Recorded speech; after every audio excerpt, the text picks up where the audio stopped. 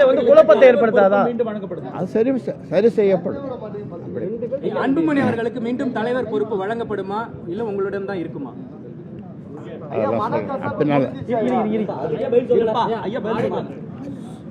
பின்னால சொல்றேன், உங்களை சந்திக்கப்ப தான் போறேன். இல்ல திரு ஆதித்யர் குருமூர்த்தி ஒவ்வொரு முறை சந்திக்கும் போது காம்ப்ரமைஸ் பண்ணுவாரு. வழக்கமா ஏற்கனவே வந்து ஓபிஎஸ் வந்து இந்த மாதிரி பேசினாரு. இப்போ உங்கள்கிட்டயும் அது தொடர்பா வந்து நிறுவனருக்கு தலைவருக்குள்ள காம்ப்ரமைஸ் காண்டி தான் வந்திருக்காராயா? அதாவது நல்லவர்கள், நல்ல மனதுடையவர்கள்,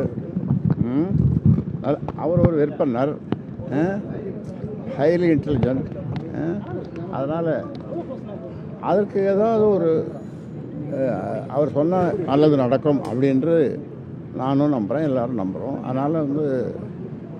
அதனால் அங்கே வந்து பேசினார். என்னுடைய பேசப்பட்டது அதெல்லாம் உங்களுக்கு சொல்ல இல்லை இல்லை அப்போ அது காம்ப்ரமைஸ் எந்த அளவுக்கு நிறைய குற்றச்சாட்டு ரகசியமாக அப்புறமா காதுல ஓத நிறைய விஷயம் அன்புமணி அவர்கள் மீது நம்ம சொல்லியிருந்தோம். மீண்டும் வந்து பேசும் பொழுது நீங்க அவருக்கு மீண்டும் கட்சியில ஒரு அந்த முக்கிய ஒரு அந்தஸ்தை கொடுக்கறதுக்கான உள்ள கூட பரவாயில்ல இல்ல சார். உங்களுக்கு ஒரு கோக்கு அல்லது பெப்சி ஐயா நான் வந்து தாய் மீது மிகுந்த பாசம் இருக்குதா, நான் அவங்க மீது ஒரு தூசி கூட படாம நான் பாதுகாப்பேன். அவங்கள மையப்படுத்தி பேசுறது எனக்கு வருத்தமா இருக்குன்னு சொல்லி திரு அன்புமணி சொல்லியிருக்காரு. அதுக்கு நம்ம பதில் சொல்ல முடியுமா? ஐயா, முருகன் மாநாட்டுக்கு அழைப்பு வந்திருக்கீங்களா?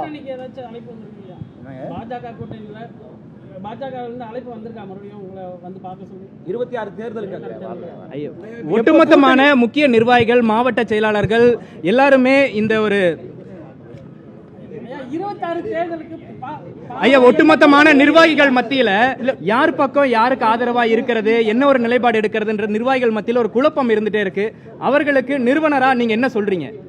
எல்லாம் நல்லபடியா நடக்கும்னு அவங்களுக்கு உங்க மூலமா சட்டமன்ற உறுப்பினர்கள் 4 பேருமே தனது பதவியை ராஜினாமா பண்றோம், அந்த கடிதத்தை உங்கள்கிட்ட கொடுக்குறோன்னு கடந்த வாரம்லாம் பேசிட்டு இருந்தாங்க.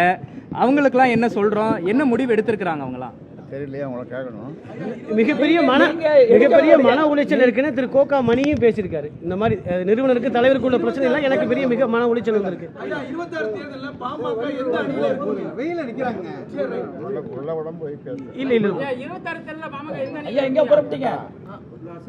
உங்களுக்கு ஏதாவது பிடிக்கிறது சொல்லிடுதா? 2-3 இது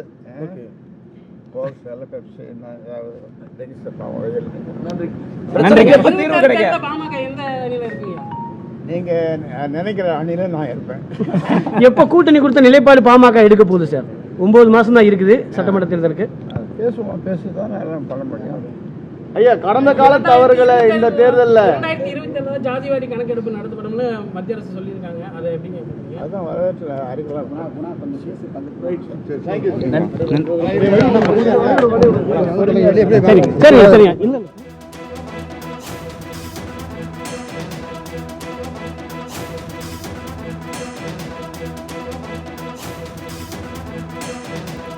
சென்னையில் பாமக நிறுவனர் ராமதாஸ் செய்தியாளர்களை சந்தித்தார். அப்போது யாருடன் கூட்டணி என்று செய்தியாளர்கள் தொடர்ந்து கேள்வி எழுப்பிய நிலையில் அதற்கு கூட்டணியை முடிவு செய்வதற்கான நேரம் வரவில்லை என்றும் யாருடன் கூட்டணி என்பது குறித்து பேசி முடிவு செய்யப்படும் என்றும் தெரிவித்திருக்கிறார். அதே நேரத்தில் ஆடிட்டர் குருமூர்த்தியுடன் நடந்த சந்திப்பு குறித்து கேட்டபோது அது ரகசியம் என்றும் தெரிவித்திருக்கிறார். உள்ளே பேசியது ரகசியம் என்றும் அவர் தெரிவித்திருக்கிறார்.